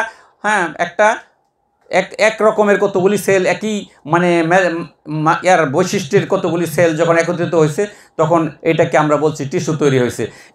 একসাথে কতগুলি টিস্যু মিলে একটা অঙ্গ তৈরি হয়েছে, একসাথে কতগুলি অঙ্গ মিলে আরেকটা বড় অঙ্গ তৈরি হয়েছে, বড় অঙ্গ মিলে একটা দেহ তৈরি হয়েছে। এইভাবে আমাদের দেহের অস্তিত্ব আসছে। তাহলে এই যে দেহের যে পরিপোষণ হবে, পরিপোষণের জন্যে আমরা যে বলছি যকৃতে দ্বিতীয় পরিপাকের পর এই যে আখলাত তৈরি হলো, এই আখলাতগুলি রক্তের সাথে নির্দিষ্ট মাত্রায় সারা বডিতে দৌড়াচ্ছে, সারা বডিতে দৌড়াইতেছে অক্সিজেন সমৃদ্ধ করে, অক্সিজেনকে সাথে নিয়ে আবার যাচ্ছে আপনার হার্টে, সেই হার্টের থেকে পাঞ্চ হয়ে সারা বডিতে ছড়ায় পড়তেছে। এই যে ছড়াইতেছে, এই রগের ভিতর দিয়ে যে দৌড়াদৌড়ি করতেছে, এই দৌড়াদৌড়ির মাধ্যমে তার মধ্যে আরেকটা পরিবর্তন ঘটে যায়। এই আখলাতগুলি রক্তের সাথে দৌড়াইতে গিয়ে তার মধ্যে আরেকটা পরিবর্তন ঘটে, সেই পরিবর্তনটার নাম হলো হজমে অরুকি। সেই পরিবর্তনটার নাম কি? হজমে অরুকি। এটা একটা হজম। ওই যে খাইছিলেন, মনে আসেনি? ওই যে খাইছিলেন, সেই খাদ্যদ্রব্য যকৃতে আসা দ্বিতীয় পরিপাকের মাধ্যমে আখলাত সৃষ্টি হয়েছে, এবং আখলাত হওয়ার পরে এটা যখন রক্ত নালীতে দৌড়াদৌড়ি করতেছে, সেই দৌড়াদৌড়ির মাধ্যমে তার একটা ক্ষয় ঘটছে, লয় ঘটছে, এবং সেখানেও তার একটা পরিবর্তন ঘটছে। সেই পরিবর্তনটার নাম হলো, এটা একটা হজম, সেই পরিবর্তনটার নাম হজমে অরুকি। ওই হজমের পরে আবার দেখা যাচ্ছে তার একটা সারাংশ যায় কোনো একটা সেলের মধ্যে ঢুকে যাচ্ছে, কোনো একটা সেলের মাধ্যমে মধ্যে ঢুকে যাচ্ছে, যে সেই সেলের রিসিপ্টরের মাধ্যমে এটার একটা সারাংশ, একটা প্রোটিন সেখানে ঢুকে যাচ্ছে, সেই সেলটা যে ক্ষতি হচ্ছিল সেই ক্ষয়টা পূরণ হচ্ছে, সেই সেলের মধ্যে যখন ঢুকে যায় তাহলে সেটাও একটা যে পরিবর্তন ঘটে, সেই পরিবর্তনটার নাম হলো হজমে উজবি। হজমে উজবি মানে অঙ্গভিত্তিক হজম, পরিপাক। তাহলে আমাদের এই ইউনানি শাস্ত্রীয় মতে 4 রকমের যে হজম পরিপাক পেলাম, যে এটা শরীরের অংশে রূপান্তর ঘটা পর্যন্ত এটাকে হজম হিসেবে আমরা আখ্যায়িত করে থাকি। এটা প্রথমত পাকস্থলীতে তার রূপান্তর ঘটা শুরু। প্রথম রূপান্তরকে আমরা হজমে মেদি বলছি, এবং দ্বিতীয় রূপান্তরকে আমরা হজমে কাবিদি বলেছি, তৃতীয় রূপান্তরকে আমরা হজমে ওরকি বলেছি, এবং চতুর্থ রূপান্তর, শেষ রূপান্তরকে আমরা হজমে অজবি বলছি, মানে অঙ্গভিত্তিক রূপান্তর। তাহলে এই রূপান্তরগুলি ঘটে, তাহলে আমাদের যে অঙ্গের মধ্যে যে ক্ষয়গুলি, সেই ক্ষয়গুলি পূরণ হয়। এটা আমরা উমরে তবরিয়ার এই আলোচনার মাধ্যমে আমাদের প্রাকৃতিক এই দেহের মধ্যে কিভাবে আমাদের পরিপূর্ণ হয়, কিভাবে তার মধ্যে পাওয়ার, পোয়া কাজ করে, কিভাবে জীবনী শক্তি আরওয়াহ কাজ করে, এবং কিভাবে ফেল এবং ইনফেয়াল তৈরি হয়, সেগুলির একটা প্রেক্ষাপট আমরা আলোচনা করলাম। এখন আসি এবার প্রশ্নের দিকে। ইউনানি চিকিৎসার মৌলিক নীতিগুলি, যেরকম নীতিগুলির মধ্যে বলা হয়েছে ইলমে তিব, উমরে তবিয়া, হওয়ালে বদন, আসবাব, আলামত ইত্যাদি কিভাবে স্বাস্থ্য চর্চায় ভূমিকা রাখে। তাহলে আমরা এবার বুঝবো যে স্বাস্থ্য চর্চায়, অর্থাৎ আমরা যদি সুস্থ থাকতে চাই, তাহলে এই যে নীতিমালাগুলি আমরা বলছি, সেখানে এই নীতিমালাগুলি আমাদের স্বাস্থ্য সুস্থতা থাকার সাথে সম্পর্কযুক্ত। কেউ যদি সঠিক, সুষম এবং ভালো খাবার না খান, তাহলে তার ভালো আখলাক তৈরি হবে না, ভালো আখলাক তৈরি হবে না। তাহলে চিকিৎসার জন্যে, আমাদের স্বাস্থ্য রক্ষার জন্যে বা স্বাস্থ্য সেবার জন্যে, স্বাস্থ্য চর্চার জন্যে আমাদের খাবারের একটা ভালো লাগবে, ম্যানেজমেন্ট লাগবে। কেমন খাবার খাবে, সে সুষম খাবার বলতে যে খাবার আমরা বোঝাই, দুপুরে কীরকম খাবার হবে, সকালে কেমন খাবার হবে, রাতে কেমন খাবার হবে, এই খাবারগুলি কীরকম হলে আমাদের শরীর সুস্থ থাকবে, সেই রকম একটা বিষয় এই উমরে তবিয়ার মধ্যে আমরা ইঙ্গিত পাইছি, যে আমাদের এই মানে নীতিমালাগুলির মধ্যে, এই নীতিমালা অনুসরণ করলে আমাদের বডির কখনো কোনো রকমের ডিস্টার্ব ঘটবে না, কোনো রকমের খারাপ অসুবিধা হবে না। এটা আমরা বুঝতে পারি। এটা স্বাস্থ্য চর্চায় অত্যন্ত ভূমিকা রাখে। এটা শুধু চিকিৎসা না, এটা মানব জীবন টিকে থাকার জন্যে এটা অপরিহার্য ভূমিকা রাখে। ঠিক কিনা বলেন? এটা শুধু চিকিৎসার জন্যই না ভূমিকা রাখে তা না। এই উমরে তবিয়া এটা মানবের দেহ টিকে থাকার জন্য ভূমিকা রাখে এবং অপরিহার্য বিষয়। এইগুলির যে কোনো একটা না থাকলে এই ব্যক্তি আর টিকে থাকতে পারবে না। আচ্ছা, এখানে আমরা এবার একটু অন্য দিকে চলে যাই। এখানে দ্বিতীয় প্রশ্ন আসছে, চিকিৎসক হিসাবে সিদ্ধান্ত গ্রহণে এসব মূলনীতির কোন দিকটি গুরুত্বপূর্ণ? এই যে মূলনীতির কোন দিকটা গুরুত্বপূর্ণ চিকিৎসক হিসাবে, নিজের সিদ্ধান্ত গ্রহণের জন্য মূলনীতির কোন দিকটা গুরুত্বপূর্ণ? এখানে গুরুত্বপূর্ণ হলো 2টা দিক। মূলনীতির 2টা দিক আমাদের কাছে চিকিৎসক হিসাবে অত্যন্ত গুরুত্বপূর্ণ। একটা দিক হলো, মূলনীতিতে আমরা একটা জিনিস পাইছি, মেজাজ বা টেম্পারমেন্ট। মেজাজটা কীরকম? যেরকম ব্রেনের মেজাজ কিন্তু শীতল আর্দ্র, ঠিক এরকম হার্টের মেজাজ শীতল শুষ্ক। ঠিক এরকমভাবে আপনার শরীরের বিভিন্ন অঙ্গ প্রত্যঙ্গের আপনার বিচিত্র বা বিভিন্ন ভিন্নতা নিয়ে মেজাজ রয়েছে। তাহলে এই মেজাজটা আমরা জানতে পারছি এই উমরে তবিয়া অথবা আমরা এই মূলনীতির থেকে। এই ইউনানি চিকিৎসার চলমান বা চলার যে মূল থিম, সে তার মধ্যে একটা জিনিস হলো মেজাজকে চিনতে হবে এবং বুঝতে হবে। আপনি যদি দেহের মেজাজকে বুঝতে পারেন, তাহলে আপনি রোগের মেজাজকে বুঝতে পারেন, তাহলে রোগীর মেজাজ বা দেহের মেজাজের বিকৃতি ঘটেই সুয়ে মেজাজ হয়, সেটার নামে রোগ। এই যে দেহের যে স্বাভাবিক মেজাজ, এতক্ষণ আমরা যা আলোচনা করছি এটা স্বাভাবিক মেজাজ নিয়ে আলোচনা করছি, যে দেহের মধ্যে আপনার জিহ্বার এক রকমের মেজাজ থাকবে, হার্টের এক রকমের মেজাজ থাকবে, ব্রেনের এক রকমের মেজাজ থাকবে, মানে টেম্পারমেন্ট একরকম থাকবে। এই মেজাজগুলি সবগুলি স্বাভাবিক মেজাজ এবং এগুলি থাকতেই হবে। এটার অসুবিধা ঘটলে, ব্যতিক্রম ঘটলে তখনই হবে এটা রোগ। এই মেজাজগুলির ব্যতিক্রম ঘটলে কি হবে? রোগ। তাহলে রোগগুলি যে হয়, রোগটা দুই রকমের হয়। রোগ দুই রকমের হয়, একটা হলো মেজাজের বিকৃতির থেকে রোগ, আরেকটা হলো মেজাজের বিকৃতি ছাড়া আপনার শরীরের বিকৃতির থেকে রোগ। সেটা হলো আপনার মেজাজের বিকৃতির থেকে যে রোগগুলি হয় এগুলিকে আমরা বলবো সুয়ে মেজাজ। সু মানে খারাপ, খারাপ মেজাজ। তো সুয়ে মেজাজের রোগ আছে, সুয়ে মেজাজ। আরেকটা হলো আপনার যেরকম গঠন, আপনার একটা অঙ্গের রোগ হইতে পারে, অঙ্গটা ফোলা, অঙ্গটা যেখানে হওয়ার কথা সেখানে না, মুখটা বড় হয়ে জন্ম হয়েছে, বা তার হাত একটা ছাড়া জন্ম হয়েছে। এইগুলি হলো আপনার সৃষ্টিগত আপনার অবয়ব এবং আপনার কাঠামোগত রোগ।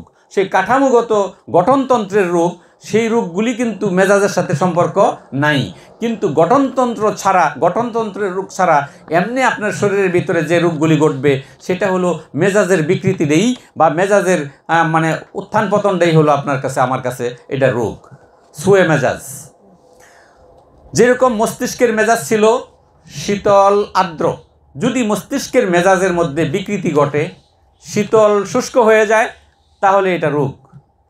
তাহলে এটা কি রোগ? শীতল আর্দ্রতার থেকে যদি শুষ্ক হয়ে যায়, রোগ কেমনে হবে? রোগ এই জন্য হবে যখন আর্দ্রতার কমতি ঘটবে, শুষ্কতা একটু বেড়ে যাবে, সেই ব্যক্তির আর কখনো ঘুম হবে না। সেই ব্যক্তির কি ঘুম হবে না, সে ইনসোমনিয়ার রোগী হয়ে যাবে। তাহলে মানুষের যে মেজাজটা আল্লাহ প্রদত্ত, স্বাভাবিক যে মেজাজ ছিল যে অঙ্গের, সেই স্বাভাবিক মেজাজের যখনই বিকৃতি ঘটবে, সেটা যখনই ব্যতিক্রম ঘটবে, তখন এটা অস্বাভাবিক মেজাজ হবে। এটা মেজাজে গায়রে মোতাদিল হইয়া, অস্বাভাবিক হইয়া, সেটাকে আমরা রোগ হিসাবে আখ্যায়িত করব, সুয়ে মেজাজ বলবো। তো এই যে মেজাজের বিকৃতিতে যে রোগ আসে সুয়ে মেজাজ, সেটা প্রথমত আমরা ধরি 4 রকমের রোগ, তারপরে আবার আরও 4 রকমের হবে। একটা হলো একক সুয়ে মেজাজ, আরেকটা হলো যৌগিক সুয়ে মেজাজ। একক সুয়ে মেজাজ কি? যে কারো মধ্যে তার মেজাজের যে কোনো অঙ্গের অথবা তার সারা দেহের যে মেজাজ ছিল, যে টেম্পারমেন্ট ছিল, সে তার একটা বিকৃতি ঘটছে, শুধু উষ্ণতা বেড়ে গেছে হইতে পারে, অথবা তার মধ্যে শুধু শীতলতা বেড়ে গেছে হইতে পারে, অথবা তার মধ্যে শুধু শুষ্কতা বেড়ে গেছে হইতে পারে, শুধু আর্দ্রতা বেড়ে গেছে হইতে পারে। যে কোনো একটা, এই 4টা যদি বেড়ে যায়, তাহলে এটা সুয়ে মেজাজে সুয়ে মেজাজের প্রাথমিক এবং মুফরাদের রূপ। সুয়ে মেজাজের ফর্দি মুফরাদ, ওটা একক সুয়ে মেজাজ ঘটছে। কিন্তু সুয়ে মেজাজ মোরাক্কাব হইতে পারে, উষ্ণতার সাথে শুষ্কতাও বেড়ে গেছে হইতে পারে, উষ্ণতার সাথে আর্দ্রতা বাড়ছে বা উষ্ণতার সাথে শুষ্কতা বাড়ছে, এটাই রোগ হবে, সুয়ে মেজাজের রোগ। আবার আর্দ্রতার সাথে শীতলতা বেড়ে গেছে, এটা সুয়ে মেজাজের রোগ, এটা মোরাক্কাব।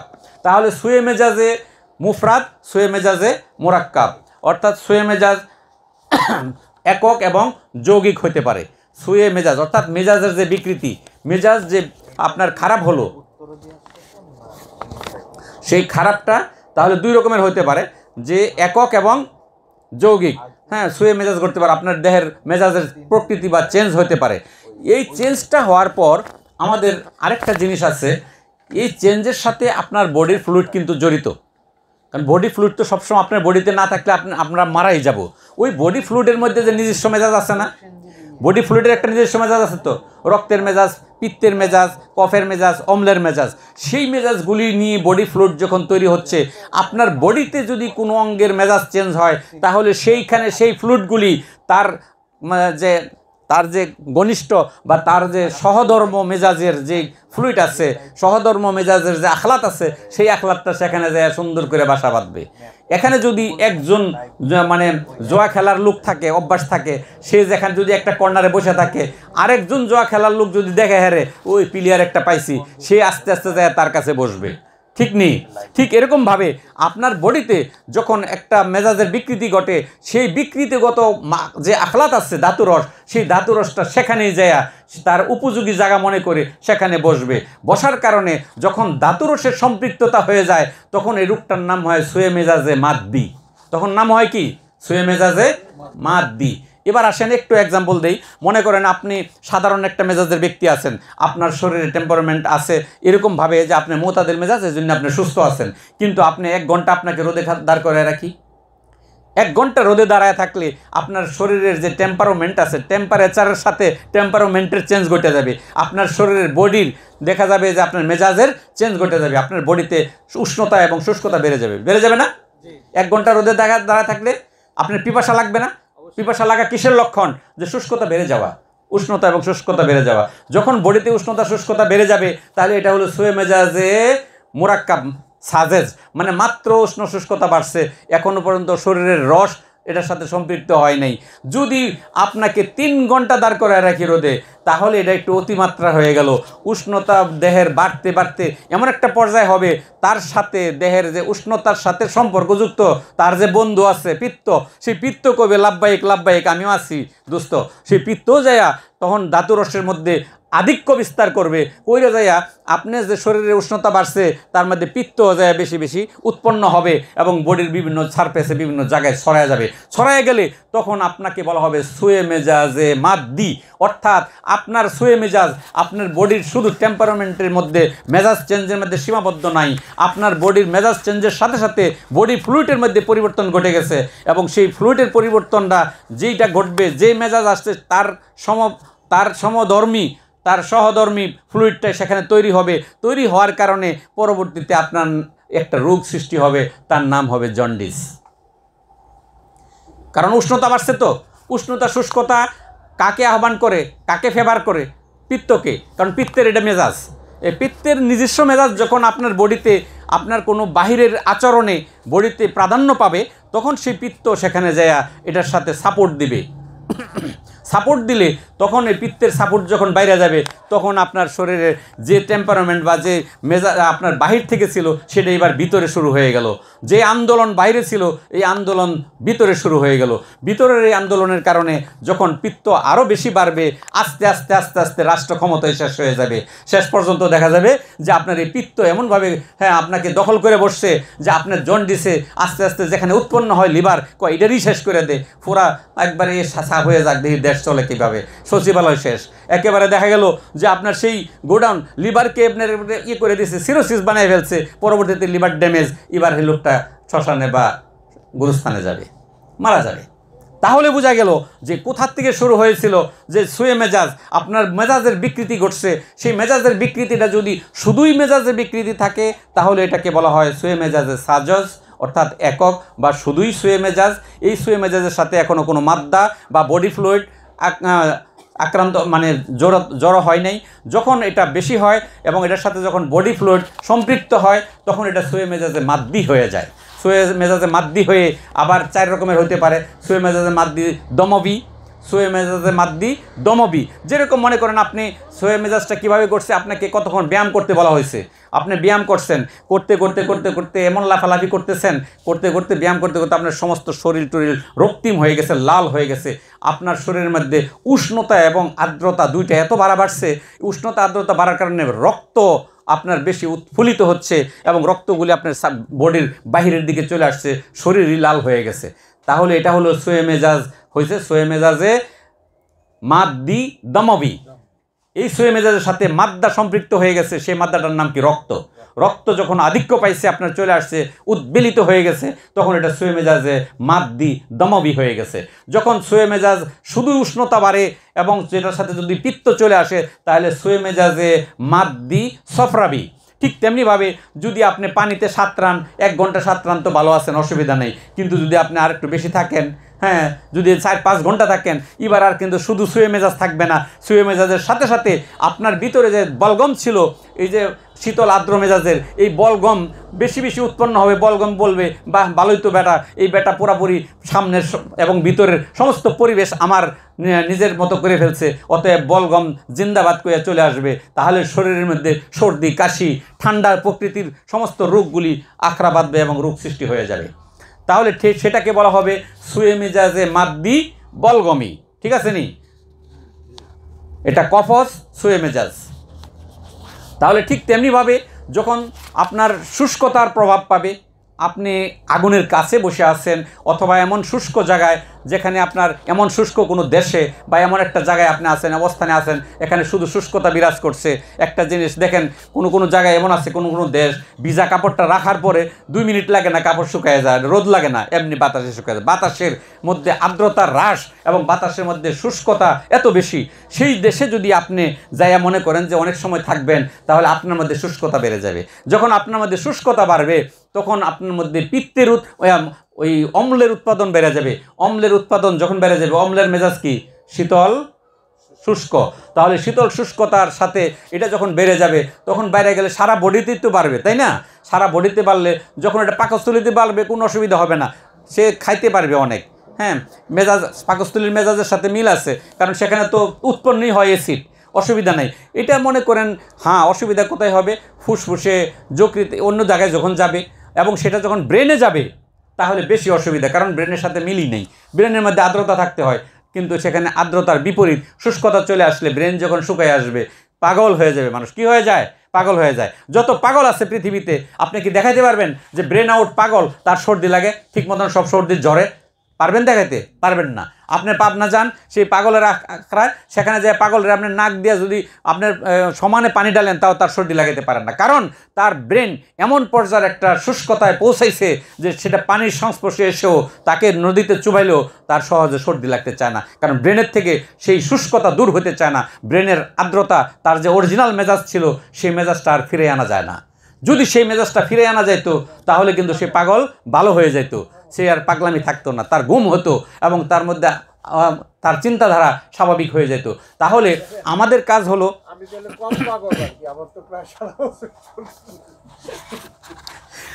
তাহলে আমরা একটা জিনিস বুঝলাম যে আমাদের চিকিৎসাটা হলো এই যে মেজাজের বিকৃতি ঘটে, এটাকে সমতা আনা। এই বিকৃত মেজাজকে সমতায় আনাটাই আমাদের এক ধাপ চিকিৎসা, ঠিক নেই? আচ্ছা, এটা কিন্তু নন কমিউনিকেবল ডিজিজ, যেটা বডিতে উৎপন্ন হয়, সেই ডিজিজের ক্ষেত্রে প্রযোজ্য। এটা কিন্তু আপনার ওই কোনো ব্যাকটেরিয়া ভাইরাস আক্রমণ করছে, সেটা কিন্তু কোনো মেজাজ সুয়ে মেজাজের বিষয় না। সেখানে কিন্তু আমরা অন্যভাবে দেখব। যে কোনো ফরেন বডি যখন আপনার বডিতে আক্রমণ করবে, আসবে, আপনার সংস্পর্শে আসবে, সে এসে আপনার বডির মধ্যে সেই টেম্পারামেন্টের 12টা বাজাবে। যে কোনো অঙ্গে আক্রমণ করবে, সেই অঙ্গের সঠিক মেজাজকে সে বিকৃত ঘটাবে। সেই যে বিকৃত ঘটাবে, শেষ পর্যন্ত একটা জিনিস, যখন আপনার বডিতে কোনো রোগ তরুণভাবে আসে, তখন কিন্তু তার মেজাজের বিকৃতি এখনও ঘটাইতে পারে না। সে আসছে, একটা ঢুকছে, আপনার কলেরার জীবাণু ঢুকছে, তাই হ্যাঁ আপনার মেজাজের বিকৃতি ঘটানোর আগে হ্যাঁ আপনার বিকৃতি ঘটায় ফেলবে। হ্যাঁ, তো আপনার বাথরুম করতে করতে জীবন শেষ, ঠিক নেই? হ্যাঁ, পরিপাকতন্ত্রকে ধ্বংস করে দেবে। তাহলে এরকম এক একটা জীবাণু আছে যেটা নাকি বাইরের থেকে এসে আর বডির মেজাজের, সারা বডির মেজাজকে পরিবর্তন করার সময় লাগে না, এর আগে সে কোনো একটা অঙ্গের পরিবর্তন ঘটায় ফেলে। তাহলে সেটা মেজাজের পরিবর্তন পরে হয়, মানে যখন সে জীবনী শক্তিকে নষ্ট করতে থাকে, তখন যায় বডির টেম্পারামেন্ট আস্তে আস্তে আস্তে আস্তে খারাপ হইতে থাকে, তখন সে দুর্বল হইতে থাকে, সেটা পরে মেজাজের বিকৃতি ঘটে। কিন্তু প্রথমেই সব কিছু আপনার আক্রমণের সাথে সাথে মেজাজের বিকৃতি ঘটবে এমনটা না। তাহলে বোঝা গেল মেজাজের বিকৃতি বেশি ঘটে যেই রোগ বেশি সময় বডিতে থাকে। এটা কোনটা? আমরা রোগটাকে দুইটা ভাগে ভাগ করতে পারি, অ্যাকিউট এবং ক্রনিক, মুজমেন এবং হাদ, তরুণ এবং পুরাতন। এরে কয় কি শুরু তো করতে পারলাম না। আচ্ছা, ঠিক আছে, আসলে আমরা শুরু করছি তো দেরি করে, তারপরে আমরা মূল আলোচনা এখনও যাই নাই। তাহলে এখন আমার জন্য ফরজ হলো প্রশ্নগুলো আবার দেখা। তাহলে আমরা একটা জিনিস চিকিৎসক হিসাবে আপনার সিদ্ধান্ত নিতে গিয়ে আপনার মূলনীতির কোন কোন জিনিসকে আমরা গুরুত্ব দিই। আমরা মেজাজকে গুরুত্ব দিয়ে থাকি এবং আমরা কারণ আসবাবকে গুরুত্ব দিই। আসবাবে সেত্তা জরুরিয়া, যেটা আমাদের জীবন বাঁচার জন্য যে অতি প্রয়োজনীয় 6টা আসবাব আছে, এইটিকে গুরুত্ব দিব। এবং রোগ সৃষ্টির যে স্বভাব আসবাব আছে, রোগ সৃষ্টির যে স্বভাব বা আসবাব বা কারণ বা কজেস, সেটা কিন্তু বিভিন্ন ভাগে ভাগ করা আছে। একটা হলো স্বভাবে ওয়াসেল, আরেকটা হলো স্বভাবে ফাসেল বা স্বভাবে ওয়াসেল, স্বভাবে আরেকটা হলো স্বভাবে বাদী, আরেকটা হলো স্বভাবে সাবেক। অর্থাৎ আমি বাংলায় বলি, একটা কারণ কজেস হলো মানে দেহগত সম্পৃক্ত কারণ, সেটা যেরকম আপনার সুয়ে মেজাজ বা বিভিন্ন কারণ হইতেছে ভিতর থেকে তৈরি হইয়া, এটা হলো স্বভাবে ওয়াসেল, ভিতর থেকে যারা তৈরি হয় রোগ তৈরি করার জন্য, রোগ উৎপন্ন করার জন্য যে কজেস বা যে কারণটা আমার ভিতরে তৈরি হয়, এটার নাম স্বভাবে ওয়াসেল। আর যেই কারণটা বাহির থেকে আসে, এটার নাম স্বভাবে বাদী। যেরকম আপনার ভাইরাস, ব্যাকটেরিয়া, বিভিন্ন রকমের ফাঙ্গাল ইনফেকশন, এগুলি বাইরের থেকে আক্রমণ করে রোগ তৈরি হয়, অথবা বাইরের রৌদ্র বেশি লাগানো বা বেশি পানির বরফের ছোঁয়ায় থাকা, এগুলি বাইরের বিভিন্ন প্রভাবের কারণে তৈরি হয়। এটা কিন্তু স্বভাবে বাদী, মানে বাহ্যিক কারণ, বাহিরের কারণ। আরেকটা হলো স্বভাবে সাবেক, পূর্ববর্তী কারণ। আপনার পূর্ববর্তী একটা কাজ করছেন, তখন কিছু ঘটে নাই, যখন সাঁতার কাটছিলেন সর্দি কিন্তু লাগে নাই, আপনি ঠিক ছিলেন, পরে বাসায় আসছেন হাসি শুরু হয়েছে, কিছুক্ষণ পরে সর্দি লাগছে। তো যখন সর্দি লাগছে তখন কিন্তু কোনো কারণ কাজ করে নাই, আপনার কারণটা শুরু হয়েছে আরও 2 দিন আগে, বৃষ্টিতে ভিজছিলেন 1 দিন আগে, সেটাকে বলা হয় স্বভাবে সাবেক। আগে যে কাজটা করছেন সেই কাজের কারণে এখন একটা রোগ সৃষ্টি হওয়া, এটা স্বভাবে সাবেক, পূর্ববর্তী কারণ। তাহলে রোগ সৃষ্টির পিছনে যে কারণগুলি কাজ করে সেই কারণগুলি একটা হলো স্বভাবে ওয়াসেল সম্পৃক্ত কারণ, আরেকটা হলো স্বভাবে বাদী বা বাহ্যিক বা বহিরাগত কারণ, আরেকটা হলো স্বভাবে সাবেক বা পূর্ববর্তী কারণ। এই পূর্ববর্তী বিভিন্ন কারণ, এই 3 ধরনের কজেস বা কারণ আমাদের ভিতরে রোগ সৃষ্টি করে। সেই কারণগুলি যদি আমরা জানি, যে সেই কারণের ভিত্তি করে আমাদের চিকিৎসা চলবে।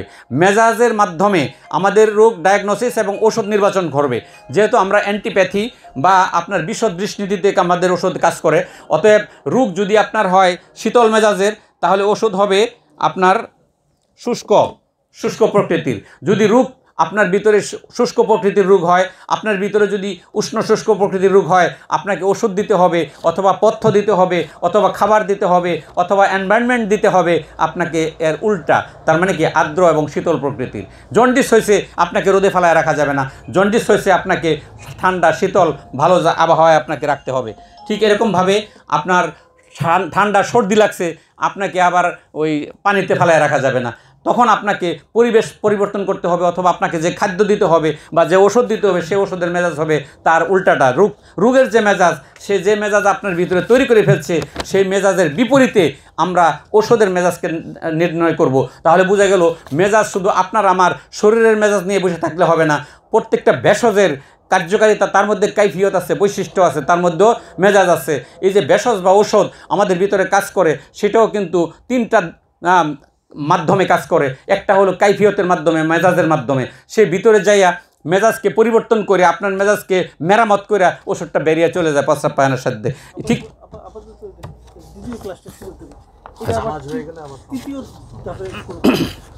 আচ্ছা, ঠিক আছে, এটার আমি সমাপ্ত করে লাই, হ্যাঁ, একবার করে। তো ঠিক আছে, তাহলে ওই যে আমরা মেজাজ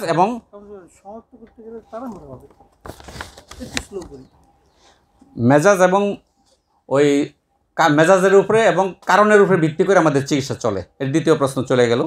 দ্বিতীয় প্রশ্ন, ইউনানি চিকিৎসার মৌলিক নীতিগুলি আধুনিক স্বাস্থ্যনীতির সঙ্গে কীভাবে সামঞ্জস্যপূর্ণ? এটা আমাদের কথার ভিতরে চলে আসছে। এরপর আধুনিক জীবনধারার প্রেক্ষাপটে ইউনানি চিকিৎসার নীতিগুলি কীভাবে, এটা কিন্তু সব চলে আসছে, আমি এখন পাঠ করে দিতেছি, প্রাসঙ্গিক রাখা যায় কীভাবে। আচ্ছা, এটার প্রাসঙ্গিক রাখার প্রেক্ষাপটগুলো প্রাসঙ্গিক রাখার হলো আমাদের জীবনযাত্রা, লাইফস্টাইল এবং আমাদের খাদ্য এবং এইগুলিকে অভ্যাসগুলিকে যদি সঠিক করি তাহলে প্রাসঙ্গিক রাখা যায়। তারপরে চিকিৎসা বিধি অনুসরণ কতটা জরুরি, অনুসরণ না করলে কখনও রোগের মূলোৎপাটন ঘটবে না। ওই যে বলছি যে সঠিক মেজাজকে ধারণ করতে হবে, নির্ণয় করতে হবে এবং রোগের মূল কারণ খুঁজে বের করতে হবে। সেদিকে যদি সেভাবে আপনার না চলি, তাহলে কখনও আমাদের চিকিৎসায় আমরা সাকসেস হতে পারবো না, না অনুসরণ না করলে। যেরকম আপনার আমাদের কিছু চিকিৎসা বিধি আছে, যেটা নাকি আমরা সামনে আলোচনা করব, যে বিধির উপরে করবো। যেমন মনে করেন এটা ক্রনিক রোগ নিয়ে যখন আলোচনা আসবে তখন আমি এটা ক্লিয়ার করে দেবো ইনশাল্লাহ, আপনারা মনে রাখেন।